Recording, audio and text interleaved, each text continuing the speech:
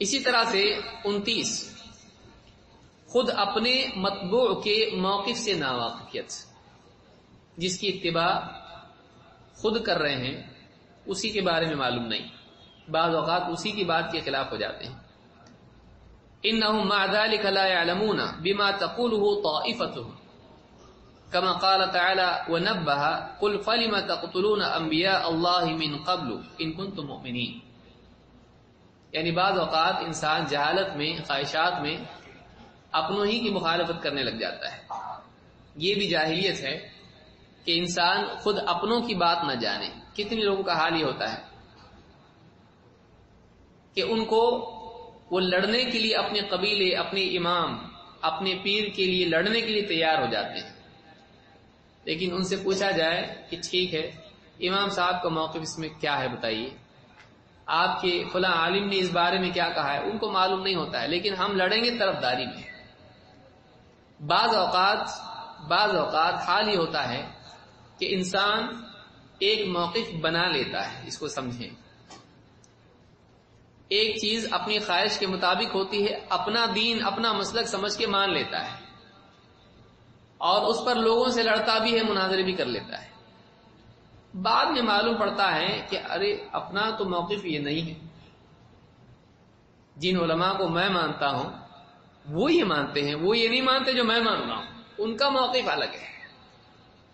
اب کیا ہوتا ہے، آدمی ان کے بھی مخالف ہو جاتا ہے، اس وجہ سے نہیں کہ اس کو ان سے زیادہ علم ہے، اس وجہ سے کہ اب اس کا نفس پیچھے ہٹنے کے لیے تیار نہیں ہوتا ہے، اپنی غلطی ماننے کے لیے تیار نہیں ہوتا ہے۔ کئی معاملات میں آپ دیکھیں کہ ایک موقف آدمی بنا لے اور پھر اس کے بعد علماء بتائیں کہ بھئی ایسا نہیں ہے، ایسا ہے، تم غلط سمجھے ہو۔ وہ کہا آپ ایسا کیسا ہو سکتا ہے، میں تو مناظرہ کر کے آیا ہوں اس کے اوپر، میں تو پوری بستی میں اعلان کر چکا ہوں کہ یہ صحیح ہے اور وہ غلط ہے۔ نہیں کہا وہ غلط نہیں، وہ صحیح ہے۔ تو کیسے صحیح ہو سکتا ہے؟ اب اس کا دل مانتا نہیں، کیوں؟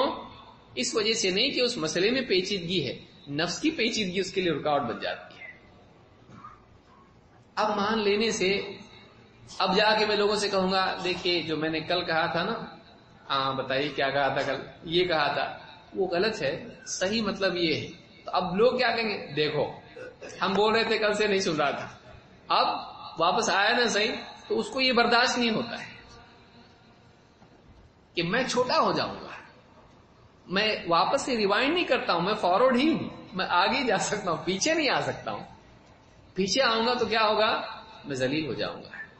اس ذلت سے بچنے کے لیے انسان پھر حق اور اہل حق کی بھی مخالفت کرنے لگتا ہے جن کو خود مانتا ہے، یہ بھی غلط ہے۔ اسی لیے اللہ نے فرمایا کہ جب تم واقعی انبیاء سے جڑے ہوئے ہو، انبیاء سے تمہارا تعلق ہے، اللہ سے محبت کرنے والے ہو، ذرا یہ تو بتاؤ کہ پھر تم انبیاء کو کیوں قتل کرتے آئے؟ انبیاء کا تمہارے نبی ہیں نا، یہ سارے نبی، اتنے بڑے بڑے نام تم ذکر کر رہے ہو، یہ سارے تمہارے ہیں، ٹھیک ہے؟ جب یہ سارے تمہارے ہیں تو تمہاری قوم ان کی جانوں کی دشمن کیوں بنی بھائی؟ مسئلہ کیا ہے؟ مسئلہ یہ ہے کہ یہ نبی ایسا حق لے کر آئے، اگرچہ وہ انہی کی قوم میں سے ہیں، لیکن وہ حق لائے جو قوم کے خلاف ہے، اور یہی مصیبت ہوتی ہے۔ قوم کا قائد اگر قوم کی خواہشات کے مطابق تقریر کرے، سب اس پر سبحان اللہ کہتے ہیں، اور وہی قوم کا قائد قوم پر تنقید کرے اور ان کی اصلاح کرے اور ان کو غلط بتائے تو قوم نعوذ باللہ کہتی ہے، ملعون اس کو قرار دیتی ہے۔ ایسا آدمی قوم میں مقام بھی کھو دیتا ہے جو قوم کی خواہش کے خلاف بولتا ہے۔ لہذا سیاست میں ایسے لوگ آگے بڑھتے ہیں جو قوم کی بولی بولتے ہیں، اور علماء ہمیشہ مبغوض رہتے ہیں، اس لیے کہ علماء قوم کی ہاں میں ہاں نہیں ملاتے ہیں۔ انبیاء کو کیوں قتل کیا گیا؟ انبیاء قوم کی چاہت پوری کرنے کے لیے نہیں آئے تھے، وہ اصلاح کرنے کے لیے آئے تھے، اور قوم کی اصلاح کے لیے وہ تنقید بھی کرتے تھے، لیکن قوم اس کو برداشت نہیں کرتی، ہماری ہدایت کر دی اور ان کی خواہشات کے خلاف بول دیا، ان کی تجارتوں کو غلط بتا دیا، حرام بتا دیا، ان کے طور طریقوں کو خرافات بتا دیا۔ ہم نہیں چھوڑ سکتے اس کو، ایک کام کرو، اسی کی مخالفت کرو، اسی کو ختم کر دو۔ خواہشات جتنی جڑیں گہری ہوتی ہیں اتنا فساد کا امکان زیادہ ہوتا ہے۔ اور کئی انبیاء کے دشمنوں پر گئے.